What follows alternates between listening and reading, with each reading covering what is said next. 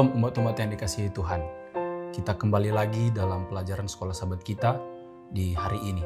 Dan pembahasan Sekolah Sahabat kita di hari ini adalah pelajaran Sekolah Sahabat kita yang ke-9 yang berjudul Hidup untuk Memuji. Tapi sebelum kita mempelajari dan mengerti akan pelajaran Sekolah Sahabat ini, mari kita berdoa. Bapa di surga, terima kasih untuk berkat-Mu. Di saat ini ya Tuhan, kami akan mempelajari firman-Mu ya Tuhan, di Sekolah Sahabat-Mu di Sekolah Sahabat yang ke-9.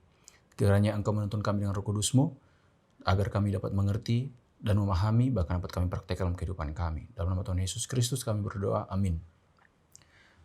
Baiklah umat-umat yang dikasihi Tuhan, kita akan memahami dan mempelajari pelajaran kita yang ke-9, Hidup untuk Memuji. Dengan ayat tema yang terdapat dalam Filipi 4 ayat 4, bersukacitalah senantiasa dalam Tuhan.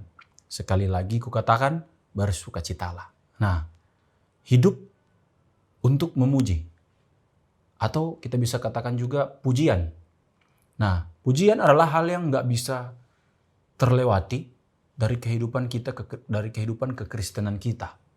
Karena di mana-mana kita pasti dalam ibadah menyanyi, memuji Tuhan. Dimanapun kita melakukan kegiatan peribadatan apapun itu, pasti ada puji-pujian.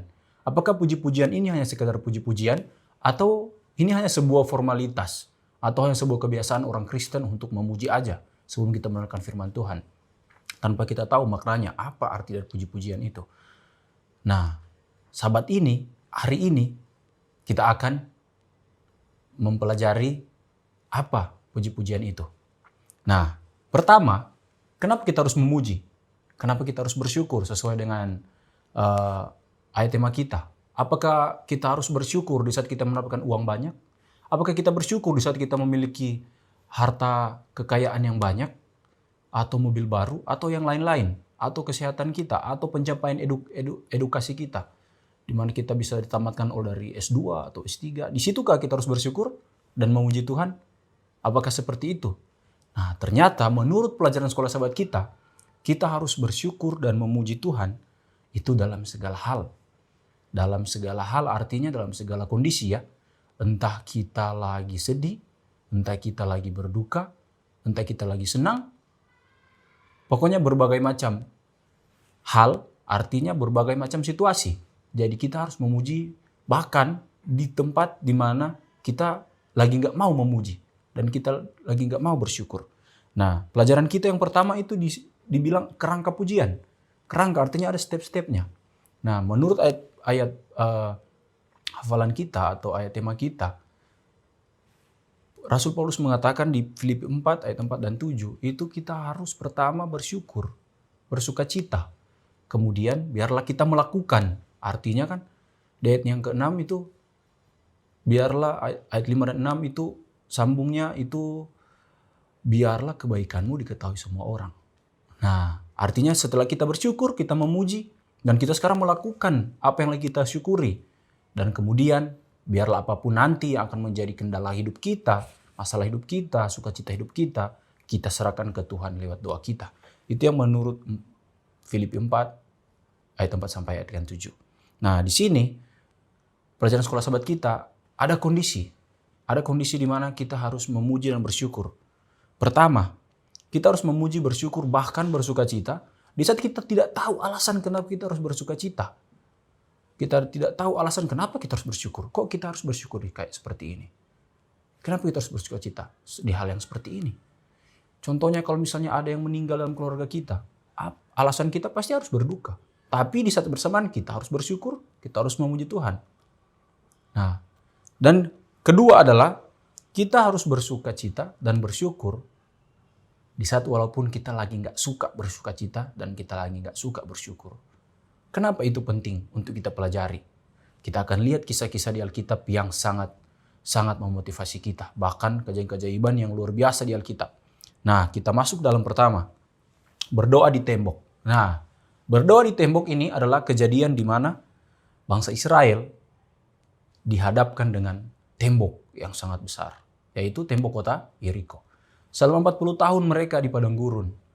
Bukannya setelah menyeberangi sungai Yordan langsung dapat tempat perhentian, malah menghadapi tembok. Apa yang terjadi di tembok ini? Bagaimana mereka mengalahkan tembok? Inilah akan kita pelajari. Tuhan menyuruh mereka berputar di tembok. Kita semua tahu kisahnya. Dan yang terjadi adalah tembok itu rubuh di saat mereka bersorak-sorai. Di saat mereka bersorak-sorai. Apa pelajaran rohani yang akan kita dapatkan dari kisah di Yosua 5 ini dan Yosua 6? Mereka bersorak-sorai. Artinya mereka tahu tembok itu besar. Mereka tahu berapa kali mereka berputar di tembok itu. Banyak. Nah, tapi semakin hari semakin mereka berputar, mereka semakin menyadari tembok itu tidak bisa ditembus. Karena terlalu besar dan terlalu kokoh. Bahkan orang-orang Yeriko pun bingung. Orang Israel di sana kenapa setiap hari kayak gitu? Apakah mereka mungkin lagi gangguan jiwa atau gimana gitu? Nah, ternyata mereka semakin menyadari bahwa mereka tidak mampu. Dan di hari terakhir mereka berputar dan mereka bersorak-sorai. Bersorak-sorai mereka itu bukan hanya bersorak-sorai seperti biasa yang kita bersorak-sorai. Tidak.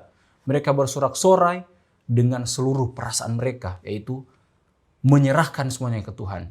Artinya mereka udah nggak ada harapan lagi. Mereka nggak bisa melewati tembok itu. Mereka udah nggak bisa mengalahkan bangsa Yeriko. Tapi mereka cuma bersorak-sorai kasih ke Tuhan aja. Di saat Tuhan berperkara, maka tembok itu rubuh. Jadi jangan menganggap remeh sebuah pujian dan sorak-sorai. Dan sorak-sorai yang ada dibawakan oleh Yosua dan umat Israel saat itu sorak-sorai yang dimaksud Daud di Mazmur 66. Biarlah semua bangsa itu bersorak-sorai bagi Allah. Biarlah semua bangsa. Bersorak-sorai seperti apa? Bersorak-sorai seperti bangsa Israel dan Yosua. Bersorak-sorai di saat kita putus harapan. Putus harapan dan tidak tahu bikin apa lagi. Itulah waktunya kita bersorak-sorai bagi Tuhan. Nah, kita lihat efek pertama dari puji-pujian, bersukacita dan sorak-sorai adalah dia dapat menghancurkan penghalang apa saja.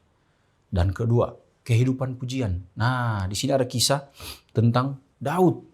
Hidupnya penuh dengan puji-pujian. Dan penulis Kristen Inggris, pengkhotbah besar di Inggris sana, dia menuliskan kondisi Daud. Kenapa dia melakukan puji-pujian? Pertama, dia melakukan puji-pujian karena dia melihat sekelilingnya. Bahkan kita juga harus melakukan puji-pujian di saat kita melihat sekeliling kita. Daud di saat dia bikin puji-pujian, apakah dia dalam keadaan senang? Tidak. Dia lagi dikejar-kejar untuk dibunuh oleh Saul. Dan di sana dia lagi bikin puji-pujian. Di saat mau dibunuh, bukannya takut, tapi malah memuji Tuhan. Nah, itu yang harus dilakukan oleh kita. Yaitu kita melakukan pujian di saat kita melihat sekeliling kita. Entah itu buruk, entah itu baik. Lakukan pujian itu. Yang kedua, pujian dilakukan saat kita mengingat apa yang telah kita lihat. Saat kita melihat, kita mengingat, dan kita mengingat, maka kita akan memuji Tuhan seperti Daud. Nah, dan ketiga adalah pujian itu dipraktikkan saat kita membicarakannya. Setelah Daud melewati masa-masa kelamnya, dibicarakanlah oleh dia, dan dia pun memuji Tuhan dengan mazmur yang begitu banyak. Kita juga wajib sebenarnya sebagai Kristen untuk memuji Tuhan. Dalam keadaan mau mati pun memuji Tuhan. Bahkan di pendahuluan kehidupan pujian ini, ada seorang penulis Rusia yang udah mau dibunuh hukuman mati. Tapi dia tidak berhenti berharap sampai menit terakhir. Itulah kita. Orang Kristen, jangan berhenti berharap, jangan berhenti bersyukur, jangan berhenti memuji sampai menit terakhir. Nah, kemudian kenapa penting untuk puji-pujian ini ada? Karena ini adalah saksi yang meyakinkan. Dalam kisah ini ada kisah dalam Alkitab, di Kisah Para Rasul ada kisah tentang Paulus dan Silas. Karena pemberitaan firman, mereka ditangkap, dipukuli, bahkan mereka memar-memar. Diikat kakinya, dimasukkan ke penjara yang paling gelap.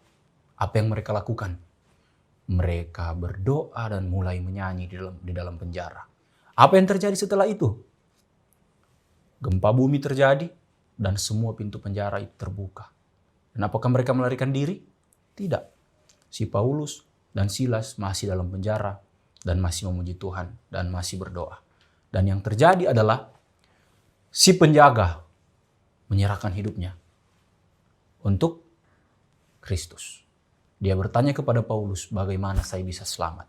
Karena apa? Karena pujian. Dengan kata lain, pujian, nyanyian, syukur, sukacita yang kita praktekkan sekarang sebagai orang Kristen, Tuhan bisa pakai untuk memenangkan jiwa. Terlihat kecil, hanya sebagai misalnya kita dapat musibah dan kita bukannya mengeluh, tapi kita bersyukur. Menurut kita itu biasa, tapi menurut orang lain itu luar biasa. Dan itu bisa membangkitkan roh untuk memuji Tuhan. Bahkan bisa mendatangkan jiwa untuk kembali kepada Kristus. Nah, dan yang selanjutnya adalah, kenapa kita perlu puji-pujian? Kenapa kita perlu bersyukur? Pelajaran kita di hari Kamis, senjata yang menakutkan.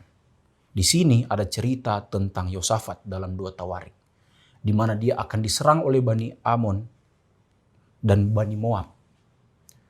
Dia lihat tentara Bani Amon dan Bani Moab banyak sekali. Apa yang dilakukan pertama oleh Yosafat? Dia mencari Tuhan.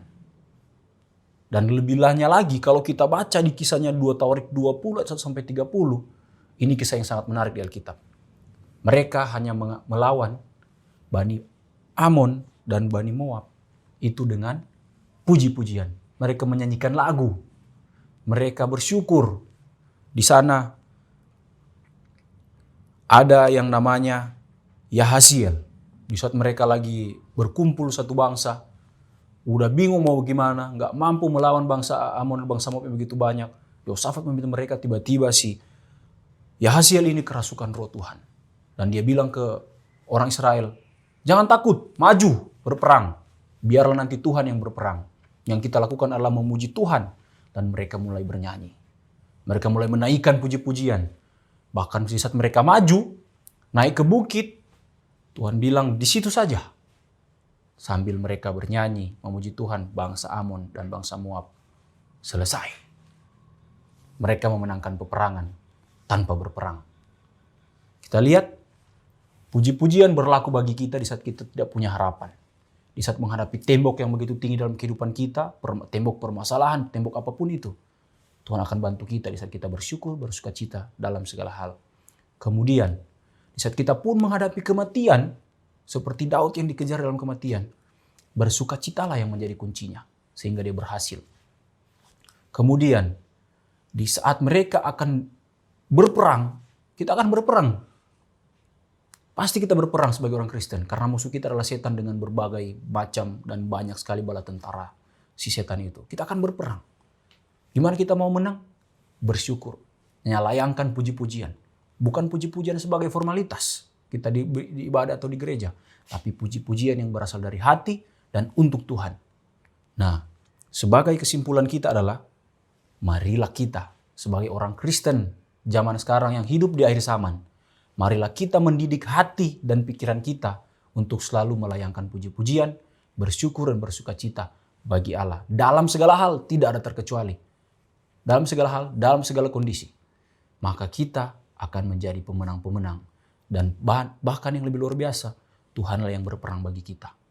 Bukan kita yang berperang bagi Tuhan. Semoga pelajaran di hari ini dapat menjadi motivasi bagi kita sebagai orang Kristen yang hidup di akhir zaman untuk lebih setia lagi, untuk lebih bersyukur lagi, untuk lebih memuji Tuhan lagi sepenuh jiwa. Karena kita tahu Allah kita lebih dahsyat dari segala hal. Mari kita berdoa. Tuhan yang di surga, terima kasih untuk pelajaran di hari ini. Kami dibantu untuk mengerti Tuhan. Pentingnya puji-pujian, pentingnya bersyukur, pentingnya bersorak-sorai bagi Tuhan dalam segala hal. Bantu kami sebagai orang Kristen yang masih bertumbuh di zaman ini untuk menghadapi berbagai macam pencobaan di dunia ini yang semakin gelap. Bantu kami untuk menyerahkan hati dan pikiran kami ke dalam tangan-Mu dalam puji-pujian kami setiap hari. Di dalam Tuhan Yesus Kristus kami berdoa. Amin. Terima kasih umat-umat yang dikasihi Tuhan sudah mendengar pelajaran kita di hari ini. Bagi yang terberkati karena mendengar firman ini, harapkan dibagi kepada sanak saudara teman-teman. Dan jangan lupa untuk like dan share. Terima kasih. Tuhan berkati.